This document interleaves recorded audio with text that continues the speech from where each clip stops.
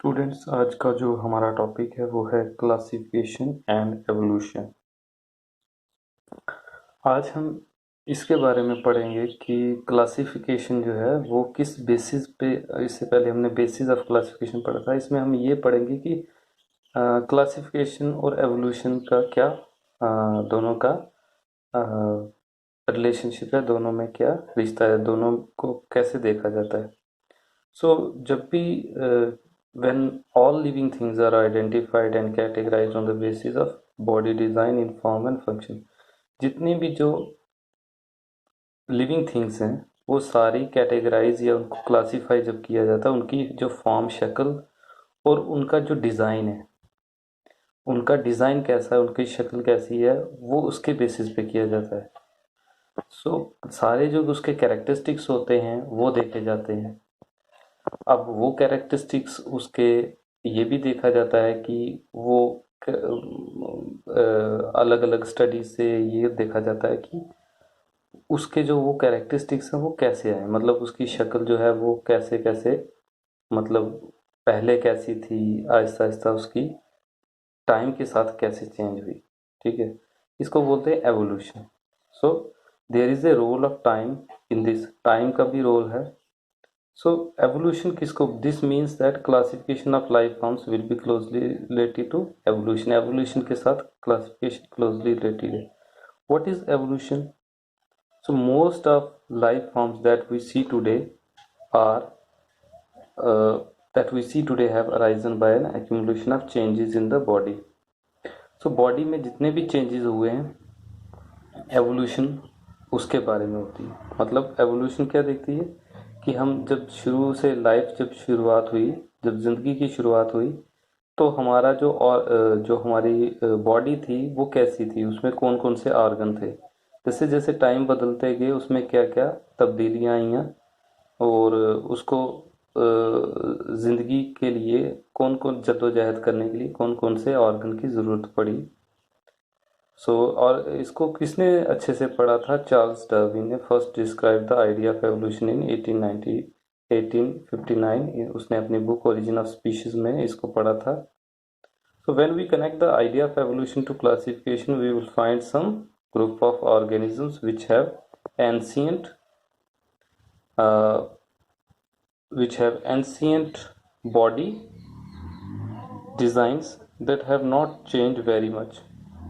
हम उसमें ये भी देखेंगे कि कुछ उसमें ऐसे ऑर्गेनिजम्स हैं जिनकी इतनी ज़्यादा, जिन्होंने अपने अंदर तब्दीली नहीं ला रही, वो उनका बॉडी वैसी ही रही है। फिर कुछ ऐसे भी होंगे जिनमें बहुत ज़्यादा चेंजेस हुए हैं। अगर हम अपनी एक एग्जांपल लेते हैं, जब क्लासिफाई करते हैं इंसान को, जब प्राइमेट्स को किया गया तो उनको ये देखा गया कि उनकी बॉडी कैसी थी। पहले ये देखा गया कि पहले इंसान बंदर की शेप में था, चारों पे, फिर उस आस्ता आस्ता खड़ा हुआ, दो टांगों पे, दो हाथों से काम लेने लगा। इस तरीके से आ गया कि इंसान जो है ये बनता गया। और इसी तरीके से परिंदे जो हैं उनकी भी है कि परिंदे जो हैं वो पहले अलग से थे, उनकी दांत थे, फिर आहिस्ता आहिस्ता। तो ये एवोल्यूशन जो है ये बताती है कि हमारा जो बॉडी है वो कैसे समय के साथ, टाइम के साथ साथ कैसे चेंज हुई है। हमें किस चीज़ की ज़रूरत थी, जिस चीज़ की ज़रूरत नहीं थी वो हमारी बॉडी ने उसको छोड़ दिया। ये चीज़ जो है, अब इसी बेसिस पे क्या होता है, this is the we will find we will also find other groups of organisms that have acquired their particular body designs relatively recently. कुछ जिन्होंने चेंजेस, जिसमें बॉडी जो अपना जो बॉडी है, उनकी जो शरीर है, उसमें कौन कौन से नए चीज़ें आई हैं। This is the first group are frequently refer to as primitive और लोअर ऑर्गेनिजम्स। जो प्रिमिटिव या लोअर ऑर्गेनिज्म बोलते हैं, जो जिनमें बड़ी कम बॉडी में चेंजेस आए हैं। ठीक है, उनको बोला जाता है कि ये प्रिमिटिव। प्रिमिटिव मतलब पूर्वज, पहले के हैं। जैसे हम कई बार प्रिमिटिव जब बात करते हैं तो बात करते हैं मगरमच्छों की, बात करते हैं सांपों की बात, और मगरमच्छ हो गए या कुछ जिनमें बड़ी कम एवोल्यूशन हुई है। ठीक है, while those in the second group are called advanced, जिनमें ज़्यादा चेंजेस, जैसे इंसानों में इतने ज़्यादा चेंजेस हुए हैं, इंसान की बॉडी में, इंसान के सोचने में, इंसान के काम करने में, इंसान के जो अलग अलग उसकी जो बॉडी शेप्स हैं उसमें जो चेंज आई हैं, in reality these terms are quite not quite correct since they do poorly related to the differences. So ये जो बड़ी सारी टर्म्स हैं उसमें हमें पता नहीं चलता, वो काफ़ी ज़्यादा कंफ्यूजन करती हैं। All that we can say is that some are older organisms while some are younger. हम कहते हैं कि कुछ ओल्डर हैं। ओल्डर को किन को बोलेंगे?